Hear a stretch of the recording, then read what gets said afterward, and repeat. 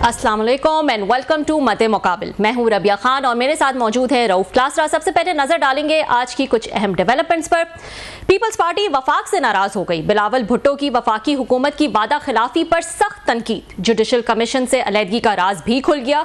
Chief justice और आईनी सरबराह मामले पर अहम बयान भी जारी कर दिया। इंटरनेट VPN मामले पर पीपल्स पार्टी शहबाज सरकार के खिलाफ खड़ी हो गई, जबकि दूसरी जानिब PTI की सीनियर लीडरशिप बानी PTI की 24 नवंबर की कॉल पर नाखुश। अडियाला के मकीन से मुलाकात करके एहतजाज के लॉजिस्टिक्स, खाना और दीगर मसाइल से आगाह करने का फैसला कर लिया।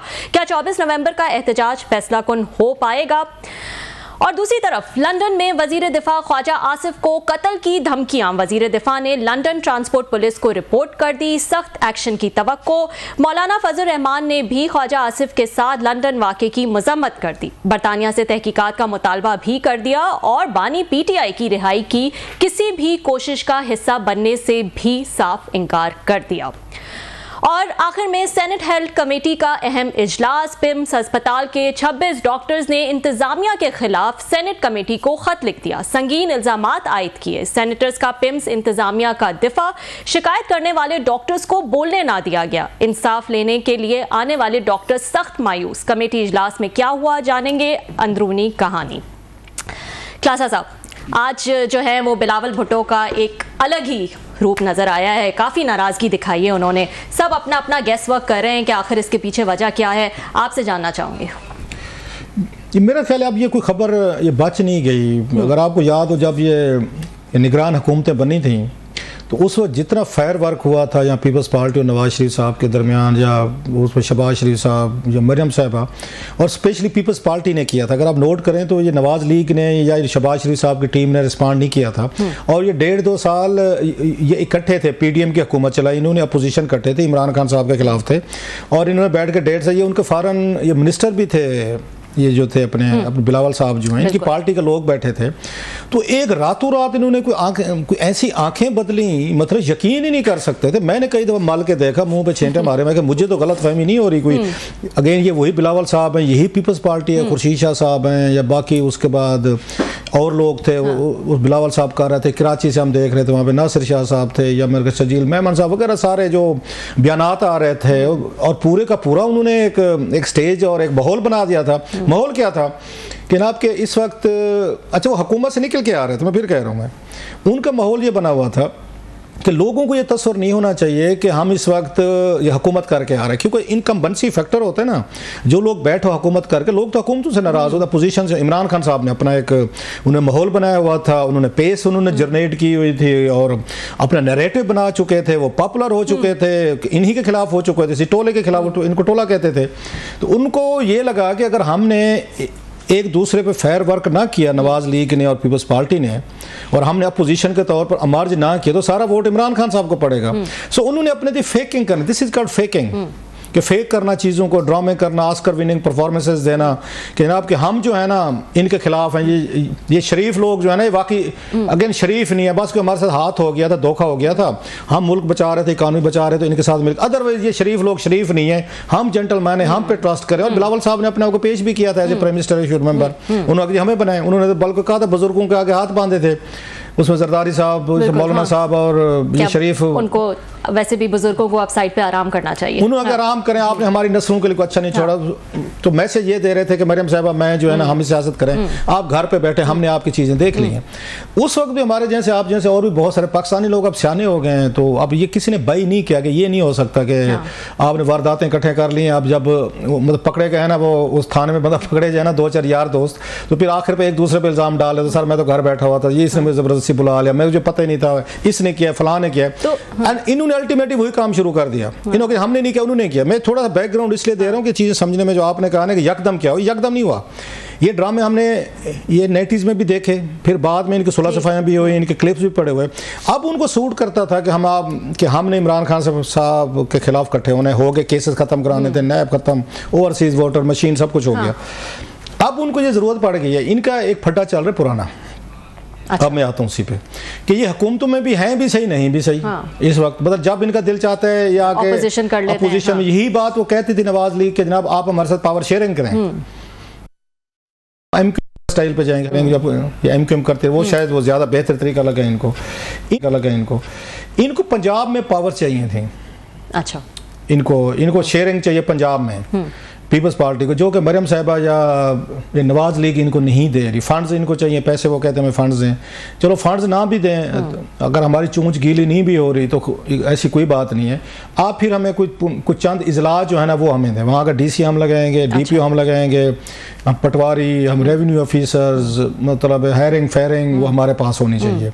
सो इन्होंने उनसे 4-5 इजलास मांगे थे जहाँ पे इनके ज़्यादा लोग जो हैं जीते हुए हैं, उस पे इनको रेजिस्टेंस मिले, इनको अपनी मर्जी की चीज़ें वहाँ से नहीं दी गई। लिहाजा आप नोट करें कुछ अर्सा पहले भी इसी तरह का फायर वर्क शुरू हुआ था। तो वजह यही थी कि जनाब आप हमारा काम करें, ये वाला ये जो है हमें डिप्टी कमिश्नर और अपने लोग हैं वहाँ पे लगाने दें। तो लिहाजा अब वो चीज़ें ना मानने की वजह से अब उन्होंने ये सारा इशू उठा लिया है।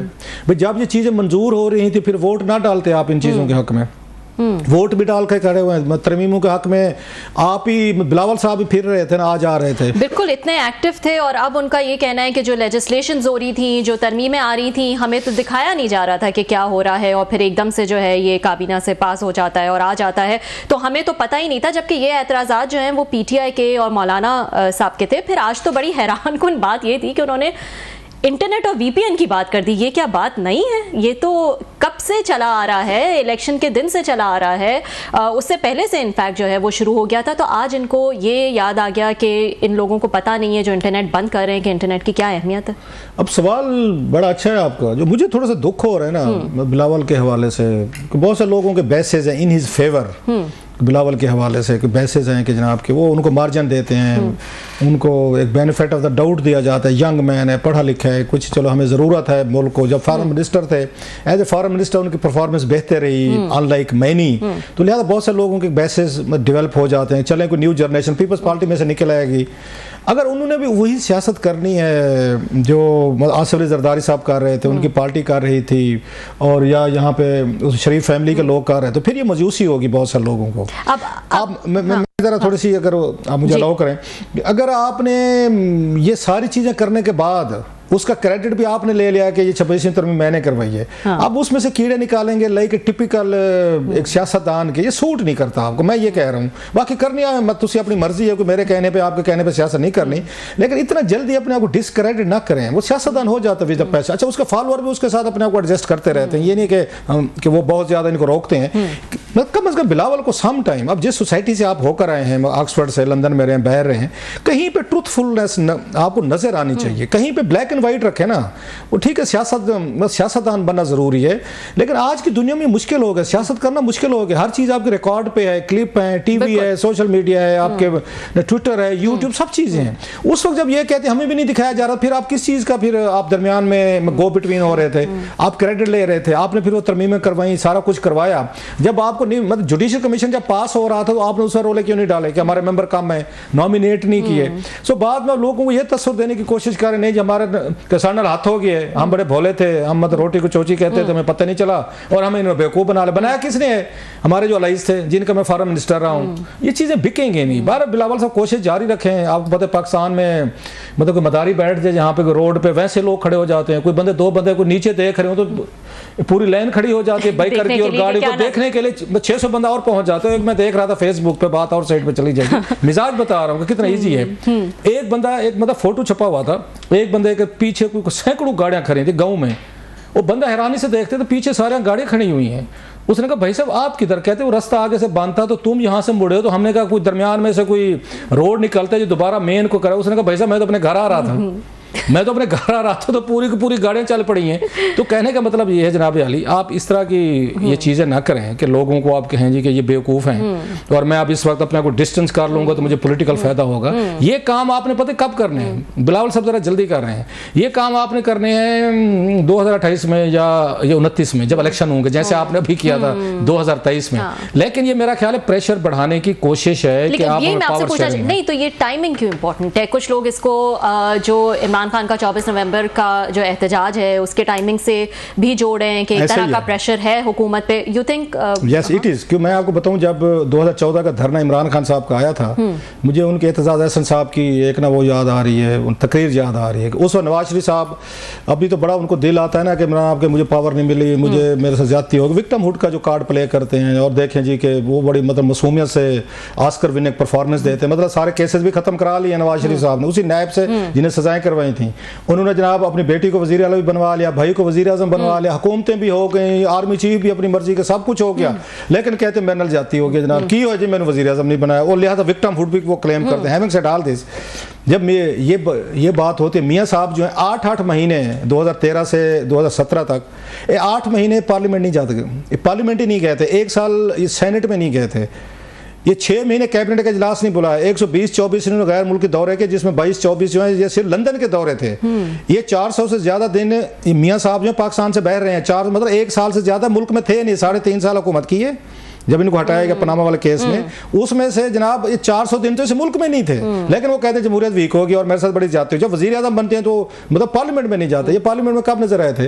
ये ब्रेकिंग खबरें छपती होती, ये उस वक्त आती, फटे चलते थे टीवी पे कि मियाँ साहब आज जो है ना कौमी असम्बली में आएंगे, बड़े उस पर बहसें होती थी, बीपर होते थे।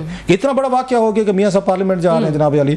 उन्होंने रजा रब्बानी साहब ने बाकायदा वो करवाई थी, यहाँ पे उन्होंने कानून में चेंजेस करवाई थी ये सेनेट में कि साल में 1 दफा ये वजीर आजम साहब का आना बड़ा जरूरी है, ये कानून बनाया गया था साल में 1 दफा। हाँ, ये रजा रब्बानी साहब ने बनवाया। और मियाँ साहब जब गए वहां पे उस कानून के बाद, तो इन्होंने उन पे जुकत मारी सेनेटर्स पे कि सुने तुसी मैंने मिस कर रहे थे, हार मैं आगे दसो जी की करने। सो अगर आपकी ये थी, लेकिन जब खतरा हुआ इमरान खान साहब आए धरना लेके, जनाब यहाँ पे पूरा महीना पार्लियामेंट का इजलास हुआ, मियाँ साहब वहां पे बैठे और पीपल्स पार्टी की सपोर्ट दी, और पीपल्स पार्टी वाले भी इनके साथ खड़े हो गए, उन्होंने तकरीरें की। उस वक्त मियाँ साहब सुबह से लेकर शाम तक बैठे होते थे, हुकूमत खतरे में पड़ गई है।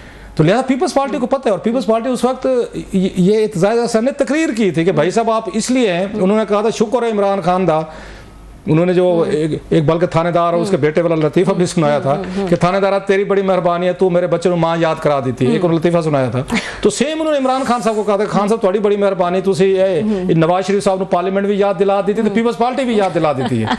तो सेम गोज नाउ कि दोबारा पीपल्स पार्टी की जरूरत पड़ गई है कि आगे वो आ रहा है, धरना आ रहा है, या आगे वो लड़ रहे या मार कुटाई चले। मौलाना फजल रहमान साहब पहले अपोजिशन में खड़े हैं, अगर पीपल्स पार्टी भी यही काम करती है तो फिर तो दे आर इन ट्रबल, फिर उन्हीं के वोटों पे ये खड़े हुए हैं। सो इसलिए वो बिलावल साहब को भी यही मौका मिला है कि ये टाइम है जरा आर्म ट्विस्टिंग जिसको कहते हैं ना, ये आर्म ट्विस्टिंग हो रही है। सही। अच्छा, थोड़ा सा इस पे भी आ जाते हैं ना कि ये जो 24 नवंबर का एहतजाज जिसकी हम बात कर रहे हैं, कल भी हमने इसका जिक्र किया था, हमारे साथ फैसल चौधरी भी थे कि लोग कैसे निकलेंगे, क्या होगा। फिर एक सवाल जो मैंने इनसे किया था फैसल से, वो ये था कि आपके अपनी पार्टी में 2 व्यूज नजर आ रहे हैं। ऐसे लोग हैं जो इसको फाइनल कॉल या डू और डाई जैसी जो कॉल है उसके खिलाफ हैं, वो नहीं चाहते कि ये हो। एक तो ये उनका खदशा है कि लोग जो है वो इतने नहीं निकल पाएंगे, और दूसरा ये कि अगर निकल भी जाए तो हम इसको सस्टेन नहीं कर पाएंगे उस तरह से। तो अभी भी कुछ इसी तरह की खबरें आ रही हैं कि जो लीडरशिप है वो इस कॉल से कुछ खुश नहीं है। इमरान खान साहब ने कभी भी अपनी लीडरशिप को इस काबिल नहीं समझा कि उनको एतमाद मिले, एतमाद में लेकर फैसले करें। किचन कैबिनेट जिसको कहते हैं ना, तो किचन कैबिनेट हमेशा रही है। वो बेनजीर भुट्टो साहबा की भी थी, वो नवाज शरीफ साहब की भी, अपने 2-4 लोग जो करीबी होते हैं उन्हीं पे आपने ट्रस्ट करना है, उन्हीं को बताना है। पूरी पार्टी को पता नहीं होना कि आप क्या कर रहे हैं नहीं कर रहे। ये डेमोक्रेटिक पार्टीज हैं जो बड़े दावे करती हैं। अगर पूरी पार्टी को नहीं पता, इमरान खान साहब तो कहते हैं मैं उनसे ज्यादा डेमोक्रेट हूँ, अगर आपकी पार्टी को भी नहीं पता था, आपने उनसे कंसल्टेशन नहीं की तो काम देख ले। लेकिन खान साहब हमेशा ऐसे ही ऑपरेट करते हैं, मैं तो कोई हैरानी नहीं हुई उनके फैसले से। जो फैसला किया उन्होंने कभी पार्टी को एतमाद में लेकर नहीं किया। मसला 2-4 मैं जल्दी से अगर आपको बता दूं, जब उन्होंने यहाँ पे पार्लियामेंट को तोड़ने का फैसला किया था तो किसी को एतमाद में लिया था, मां सिवाय फवाद चौधरी साहब और एक आध और लोग थे जिन्हें पता था, जब वो लॉ मिनिस्टर बना दिए गए थे। और खान साहब बाद में वो कहते पछताए गए थे कि मैंने कुछ मशवरे मान के गलतियां की थी। जो फवाद चौधरी साहब कहते थे सर आपने मेरे मशवरे माने थे तो आप पॉपुलर हुए हैं और इतना बड़ा वोट बैंक क्रेडिट लेते हैं इस चीज का कि मैंने जबरदस्त मशवरा वही कह रहा हूं। अदरवाइज तबाही मची हुई थी, गवर्नेंस तो नहीं थी ना, जरा जहन में रखे। गवर्नेंस की बुनियादों पे हम पॉपुलर नहीं थे। मतलब इमरान खान साहब या उनके वजीर एंड कंपनी वो गवर्नेंस की बात नहीं करते कि हम इतना बड़ा मुल्क बदल दिया था कि हमें हटाने से लोगों ने कहा जनाब कि ये तो तबाही मच जाएगी। हमें इसलिए वो ये पॉपुलैरिटी हो गई कि ये लोग आगे नैरेटिव बन के आगे, ये देखें जनाब करप्ट लोग वापस आ गए। कोई गवर्नेंस का कभी जिक्र नहीं कहेंगे, वो क्रेडिट नहीं लेंगे हमने यहाँ पे बादशाह कोई दूध दही की नहरें यहाँ पे बहा देंगे। फिर इन्होंने क्या काम किया, वो जब बहाल हुई असेंबली, वो खैर उन्होंने तो वो की, उस इस्तीफे दे दिए इन्होंने। जो बाद में कहते थे इन्होंने हमारे इस्तीफे ना मंजूर करें, वो मशवरा भी किसी से नहीं किया गया था, वो पार्टी को नहीं पता था। फिर आपको याद हो जब यहाँ पे ये 2022 में धरना लेकर आए थे जनाब से मुनीर साहब की वो रोकने के लिए, जब प्लस्तर चढ़ा हुआ था खान साहब को, तो स्टेज पर उन्होंने ऐलान कर दिया जी मैं इसके बाद हम ये KPK और पंजाब हुकूमतें तोड़ें। वो ना उसको परवेज इलाही को पता था, ना महमूद खान को पता था। उन्हें वहां से तकरीर से पता चला, बहुत सारे लोगों को पता चला कि हमारी हुकूमतें टूटी, हम इलेक्शन करवाएंगे। तो खान साहब ने कब पार्टी को एतमाद में लिया? अभी भी उन्होंने यही काम किया है कि नहीं जनाब आप आए और जो नहीं आएगा हम निकाल देंगे। अब अगर आप इनको निकाल देंगे, पैसे तो इनके पास हैं, गाड़ियां तो इनके पास हैं, इसलिए तो आप लाए थे ना, डोनर तो ये हैं सारे, निकाल देंगे आप 70% MNAs MP सेनेटर्स या बाकी लोग निकल गए, फिर देन व्हाट? तो फिर आम आदमी बेचारा कैसे आएगा? उसके पास इतना पैसे नहीं है, खर्चा नहीं है, फिर पार्टी के पैसे कौन देगा, फंड कौन करेगा? अच्छा, उस वक्त तो की एस्टेब्लिशमेंट आपके साथ खड़ी थी जब 2014 में किया था, उस वक्त DGIS आपके साथ खड़े थे, जनरल जहीर खड़े थे, आर्मी चीफ साहब की बड़ी वो जो एम्पायर की उंगली की बात करते थे, उन्होंने आपको बुलाया भी था, रहील साहब ने, उस वक्त वो साथ खड़े थे। अच्छा, डोनर्स आपके साथ थे, मतलब रियाज साहब इंतहा जनरस मतलब सखी आदमी है, वो आपको वो कुछ दे दिला रहे थे कुछ, फिर उसके बाद खाना आ रहा था चौधरी परवेज इलाही साहब का। अच्छा, फिर बैरून मुल्क से डोनर्स आ रहे थे, बहुत सारे पाकिस्तानी ब्रीफ केस भर के आए 2014 में के पैसे दें। अब तो ये सीन नहीं है, पूरी एस्टेब्लिशमेंट आपके साथ थी, फौज थी, एजेंसियां थी, वो सारे लोग ये पैसा मतलब कमाने वाला मीडिया आपके साथ था 126 दिन तक, बेशक वहाँ 10 बंदे भी बैठे हुए हैं जनाब के, उनको लाइव दिखा रहे हैं। फिर आपको मारकूट करने वाला नहीं था, उठाने वाला कोई नहीं था यहाँ से, क्योंकि फौज पे वो पीछे खड़ी थी। अब तो ये सारे फैक्टर्स टोटली आपके रिवार्स हैं। एक चीज आपके हक में है कि लोग आपके साथ हैं, ये बकौल आपके लोग अगर आ जाते हैं, उनका अपना कॉन्फिडेंस है ना, लीडरशिप का तो कॉन्फिडेंस इस वक्त नहीं नजर आ रहा है। इसमें एक बड़ा इंटरेस्टिंग फॉलोअप मैं आपसे पूछना चाहूंगी, क्योंकि हम लीडरशिप की बात कर रहे हैं, तो फिर ये तनकीद भी की जाती है कि जो इस वक्त लीडरशिप बाहर है, खान साहब तो जेल में है ना, जो लीडरशिप बाहर है, जैसे फवाद साहब भी अक्सर ये तनकीद कर रहे होते हैं कि वो तो चाहते हैं कि खान साहब जो हैं वो अंदर ही रहें ताकि उनकी अपनी गाड़ी चलती रहे, कोई ऑपोजिशन लीडर बना हुआ है, कोई चेयरमैन बना हुआ है। ये थ्योरी मैं नहीं बाई करता, ये बाई नहीं करता मैं नहीं मानता कि लीडरशिप पे जो थोप दिया जाता है ना, जो पॉलिसीज बनाई है, जो मतलब टकराव लगाई है, वो खान साहब ने खुद बनाया कि लीडरशिप की मानते। मैं आपको एक बात बताऊं, ये बड़ी अनपॉपुलर बात कह रहा हूँ, अगर लीडरशिप की मानते ना तो खान साहब इस वक्त जेल में भी ना होते। वो कब के बहरा चो खान साहब किसकी सुनते हैं, किसकी मानते? कोई बंदा हाथ खड़ा करे भाई, अपनी पार्टी में जो भी बंदा थोड़ी सी रिकंसिलिएशन की बात करते है उसमें गद्दारी के ठप्पे कौन लगाता है? ये एजेंसियों का टाउट है, ये फौज से मिला हुआ, ये गद्दार है, ये हमारी पार्टी तोड़ना चाहता है। जिस बंदे ने भी कोशिश की है थोड़ा सा कि खान साहब को हाथ थौला रखो जरा, ये पाकिस्तान है, आप भी यहीं पे इसी तरीके से वाया भटिंडे आप अंदर गए थे, तो जिन लोगों से आपने पावर लेनी है, जिनके जरिए कंधों पे बैठ के आना है, जरा उनके साथ कुछ जो मैं कहता 24 घंटे से ज्यादा खान साहब चुप रह नहीं सकते, रिकॉर्ड ही नहीं है। जिस दिन मैं 24 से 25 हो जाए मुझे बताइएगा, जो वो चुप थे बीच में और फिर जब वो बोले, अच्छा वो भी जबरदस्ती किया ना उन्होंने 2 हफ्ते के लिए। तो कहने का मतलब ये जब कहते लीडरशिप सीरियस, मतलब लीडरशिप क्या करें मुझे समझ नहीं आती, ये क्या करें? मतलब मैं अब नाम नहीं लेना चाहता, एक लीगली तौर पर वो लड़ सकते हैं, अदालतों में गए हैं, केसेस किए हैं, उन सारी चीजें की। दूसरी बात ये है, मतलब फिर इनके फॉलो नाराज हो जाएंगे भाई, ये तोहफे ताइफ आप खाएं। मलिक रियाज साहब से ये मतलब 190 जो पाउंड का वो केस है, उसके अगेंस्ट में आप अपनी 400 कनाल आप ले लें, 20-25 करोड़ रुपया उनसे कैश ले लें, फिर उसके बाद हीरे की अंगूठियाँ ले लें, फिर घड़ियाँ ले लें, फिर बेचें, फिर सौदे करें, फिर डोनर्स हैं, फिर फरा गोगी है, फिर फलाने हैं, मतलब है उसमें मनीकर्स हैं, गुज्जर्स हैं, माल बनाएं, पैसे खाएं, डिप्टी कमिश्नर की सीटें बेचें आप लोग सारे, लेकिन डिफेंड फिर आपको क्यादत करे। हाँ, फिर ये क्यादत ने अगर साथ में माल बनाया है तो फिर क्यादत भी अपनी कुर्बानी दे, फिर सारी चीज़ें करे। सो जनाब खाने पीने के बाद आप सारी चीज़ें कहते क्या, मतलब मुझे समझ नहीं आती क्या करें। ठीक, मतलब है कोई तरीका बताया ना कि क्यादत चाहती है वज़ीर आज़म, उसमें कोई क्यादत की बात करने की कोशिश करती है तो खान साहब अगले दिन वहाँ पे बम्बारमेंट करते हैं, उसके बाद बुशरा साहब बम्बारमेंट कर, जिन लोगों से सुलह करनी है उन पर तो आप छोड़ते हैं, मारते हैं बम। लीडरशिप को कहते हैं कि जब जाएं और हमें आप रिहा करवा, ये रिहा इस बंदे को एक ही बंदा करवा सकता है, ट्रंप, खान साहब खुद।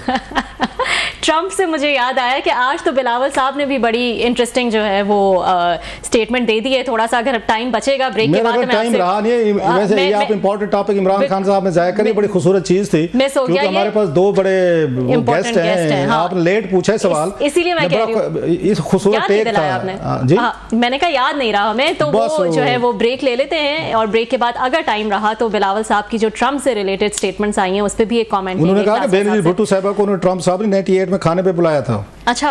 और मेरे उनके दामाद और उनकी बेटी के साथ मेरे भी तल्लुकात हैं, मतलब अच्छा तल्लुक है, और उनके सदर जरदारी साहब भी ट्रंप साहब को जानते हैं, सो ये ना कहा जाएगा अकेले इमरान खान साहब हैं, तो वो भी खान से पीछे नहीं है। It was very interesting. बहरहाल अब टाइम नहीं रहा, फिर से वक्त हुआ एक ब्रेक का, ब्रेक के बाद कुछ मजीद स्टोरीज डिस्कस करेंगे। वेलकम बैक नाजरीन। इस वक्त सेनेटर पलवशा खान हमारे साथ मौजूद हैं, इनसे बात करेंगे। आज जो सेनेट हेल्थ कमेटी का अहम इजलास हुआ, इसमें पिम्स अस्पताल के 26 डॉक्टर्स ने इंतजामिया के खिलाफ खत लिखा है और कुछ शिकायत की हैं। अस्सलाम वालेकुम Palwasha. Thank you so much for joining. Palwasha, जरा बताइएगा कुछ डिटेल्स अगर आपके पास हैं कि क्या खत जो है वो लिखा गया है और क्या शिकायत हैं 26 डॉक्टर्स ने जो ये खत लिखा है इंतजामिया के खिलाफ। देखिए, ये इनिशियली तो एक खातून की दरख्वास्त थी और वो मेरे पास आई। उसके बाद फिर 6 डॉक्टर्स इसमें और शामिल हो गए, फिर 26 हो गए जिन्होंने पिटिशन की हेल्थ की कमेटी को कि वो इस मामले को देखें। शिकायत मुख्तलिफ नौयत की थी, जिसमें कोई रेसिज्म, कोई नेपोटिज्म, कुछ इस किस्म के इल्जाम थे, कुछ एडमिनिस्ट्रेटिव मामले थे। तो वो जिस तरीके से पिटिशन कोई भी शहरी कर सकता है किसी कमेटी को, वो पिटिशन कर दी गई। तो आज जो है वो मुझे ऐसे महसूस हुआ कि शायद ये पिटिशन नहीं करनी चाहिए थी, क्योंकि हमने जो है किसी तरफ को भी बात नहीं करने दी। और वो जो डॉक्टर्स आए, उनको कुछ हमारे जो हैं मेंबरान मौजूद, उन्होंने, बल्कि सबने मिलकर उनकी बात नहीं हो सकी। और तो वो खातून जो 26 डॉक्टरों का मुकदमा पेश कर रही थी, साथ उनके 6 डॉक्टर पिम्स के सीनियर बैठे हुए थे, 26 ने साइन किया हुआ था, वो अपनी बात नहीं कर सके और इसी तरह दिल बर्दाश्ता वापस चले गए। तो लिहाजा एक अफसोसनाक सिचुएशन थी और मैं समझती हूँ कि आइंदा के लिए हमें पिटिशन जो है वो ना अवामी मामलात से लगानी चाहिए और ना मैं समझती हूँ कि जो है किसी को भी जो है मामलात में अपनी इज्जत जो है उसका वहाँ सबके सामने इस तरह से उनको जलील होना चाहिए। इसके लिए मैं माजरत खाऊं। ठीक नहीं, आप ये कह रहे हैं, आपकी आवाज़ से लग रहा है आप अच्छी खासी डीमोरलाइज्ड हैं, हाल्ट हैं, कोई थोड़े से डिप्रेस हैं कि आप जो वो चाहती थी कि कमेटी में प्रोसीडिंग्स इस पे होनी चाहिए, क्योंकि मेंबर हैं उस ये कमेटी के, सेनेट की हेल्थ की कमेटी की, और जैसे आप बता रहे हैं उसमें इनिशिएटिव था। आप ये कह रहे हैं कि सेनेटर्स ने उन डॉक्टर्स को नहीं सुना, उनको मौका नहीं दिया गया कि अपने जो उनकी शिकायतें हैं या जो भी इश्यूज़ हैं वो कमेटी के सामने रख सकें, उस पर डिबेट हो सके। तो लिहाजा सब कुछ नहीं हुआ जो आपकी गुफ्तगू से मुझे लग रहा है, और उनको स्नब किया गया। जी सलास्टा साहब, बात इसलिए कि हम किसी की ना हक में है ना किसी के खिलाफ है। ये दोनों तरफ की को हक था कि वो अपनी बात करें। जिनके खिलाफ शिकायत थी उनको भी हक हासिल था, और जो आए थे उस फोरम तक जिनकी पिटिशन एडमिसिबल की गई थी, उनका हक था कि वो बात करें। लेकिन हमारे, अब क्या कहा जाए, देखिए इसलिए हमारी इन कमेटीज का अगर ये काम भी नहीं है कि अवाम की हम शिकायत सुन सकें, तो फिर हमें ये, मेरे ख्याल में इन कमेटीज को जो है उनकी क्या मकसद है। अगर सबने एक ही तरफ साथ देना है तो जाहिर है फिर मेरे ख्याल में मैं और एक मेरे कॉलीग थे जिन्होंने कुछ कोशिश की कि दोनों तरफ की बात सुनी जाए। लेकिन वो खातून क्योंकि 20 ग्रेड की डॉक्टर थी, उनके साथ 6 और डॉक्टर्स थे सीनियर, 26 ने साइन किया हुआ था, तो उनको भी मौका मिलना चाहिए था। दूसरी तरफ ईडी साहब को मौका मिलना चाहिए था, लेकिन उनको मौका नहीं दिया गया और वो मैं जानता हूँ साहब, जरा आप खुद एक पॉलिटिकल फैमिली से हैं, खुद आप बड़े अरसे से पॉलिटिक्स में, आपकी फैमिली पॉलिटिक्स में रही है, very honourable people, no doubt, बड़ी स्ट्रगल है आप लोगों की भी। आप इतनी दबने वाली तो नहीं है, you have always taken very bold stand, बड़ी टीवी चैनल्स पे हैं आप, पैनल में हूँ, आप वहाँ पे हाउस में हूँ तकरीर करने में, कमेटीज़ में, तो फिर क्यों आप अकेले भी केस को फाइट कर सकती थी, प्लीड कर सकती थी? आपका राइट था कि आप वो चेयरमैन साहब को कहते कि चले उनकी नहीं सुनते, एज ए मेंबर मेरी सुने, आप उस पूरी पिटीशन को आप भी पढ़ सकती थी जो आई थी। तो आप इतना क्यों, मेरे लिए थोड़ी सी हैरानी की बात है। मैं जानता हूं कि you are bold and brave. जी आप सही कह रही है, लेकिन देखिए ये जो है, मैं उन खातून की पिटीशन जो है उसको लगवाया मैंने वहाँ, बाद में जो है उसको 26 लोगों ने, मुझे नहीं साइन किया, लेकिन 26 डॉक्टर्स आ गए तो एक मसला बन गया। अब बात ये कि मेरे ख्याल में हमारे सबके सर में एक जो है ये बात जो है फिरौनियत टाइप की हमारे दिमागों में घुस जाती है।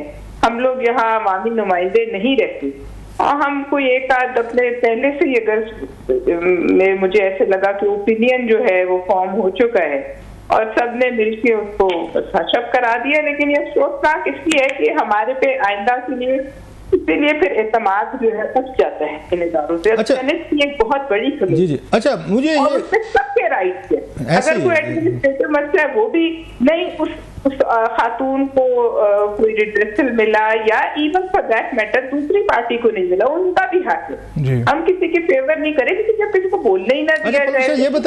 ये बताएं कि मेरी हालांकि खुद मेरे अपनी फैमिली में डॉक्टर्स हैं, फ्रॉम ए डॉक्टर्स फैमिली, लेकिन हैविंग सेड ऑल दिस, दूसरी साइड ये भी कहते हैं जनाब ये डॉक्टर्स, यंग डॉक्टर्स स्पेशली, मेरा खुद भी कोई फिल्म में बहुत सारे मेहरबान हैं, जानने वाले हैं, उन पर तनकीद आएगी, लेकिन वो कहते हैं जनाब कि ये जो आए हैं ईडी साहब जो है, मैं अगरचे नहीं जानता ना कभी मिला हूँ मैं उनसे, ये बाहर से आए हैं, पढ़े लिखे हैं, ये थोड़ा डिसिप्लिन लाने की कोशिश करते हैं, ये ओपीडी के मसाइल हैं, डॉक्टर्स बाद दफ़ा ड्यूटी पे नहीं होते, सारे तो नहीं होते, कुछ नहीं होते, कोई बस सीनियर डॉक्टर्स नहीं आते, तो उन्होंने थोड़ी सख्ती शुरू की है, थोड़ा डिसिप्लिन करने की कोशिश की है, तो फिर डॉक्टर साहबान जो हैं वो फिर वो इकट्ठे हो जाते हैं, फिर वो कंप्लेंट करते हैं, दरख्वास्तबाजी करते हैं, आप जैसे लोगों को अप्रोच करते हैं, बिकॉज कि आपके जहन में तो ये बात होती है कि जनाब कि अगर कोई ज्यादती हो रही है, नहीं होनी चाहिए, तो उनका तो ये कहना है कि जनाब कि जब मैं डिसिप्लिन करने की आवाम के लिए कोशिश करता हूँ, मरीज़ हैं, अटेंड नहीं हो रहे, डॉक्टर्स नहीं हैं, हड़तालें हो रही हैं, इस तरह की चीज़ें, तो फिर ये रेक्ट करके हमारे खिलाफ दरखास्तें करते हैं।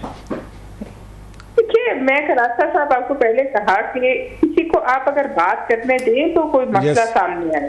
अगर पहले ही मतलब कोई ऐसी कमेटी को हमेशा माहौल बना दिया जाए कि वहाँ कोई आम आदमी की जरूरत न हो बात करने की, आप वहाँ मौजूद नहीं थे तो लिहाजा आपने देखा नहीं होगा, लेकिन कुछ मैं समझती हूँ बड़े नामुनासिब रिमार्क्स किए गए। अच्छा, हो सकता है वो डॉक्टर्स गलत हो, ये भी मैं मानती हूँ, हो सकता है डॉक्टर्स की शिकायत गलत हो, लेकिन हो सकता है ईडी साहब ठीक कर रहे हो, लेकिन दोनों साइड से सुनने का तो हक है ना। अगर हम ये कहेंगे हमारे पास टाइम नहीं है, हम यहाँ क्यों बैठे हैं या क्यों आए, भाई हम किस लिए बैठे, हम किस लिए बैठे, हम लोगों की आवाम की नुमाइंदगी के लिए बैठे हैं। और अगर ग्रीवियंस है किसी की तो उसे सुना जाए, उसकी बेइज्जती करने का हमें है ना, हमें है ना किसी और को है। लिहाजा बहरहाल मैं समझती हूँ कि ये बड़ा अफसोसनाक वाकया, और कुछ हमारे कॉलीग्स जो हैं वो जाहिर है उनका अपना जहन है, लेकिन उन्हें सुनना चाहिए था, सबको सुनना चाहिए था, और उसके बाद फैसला करना चाहिए था,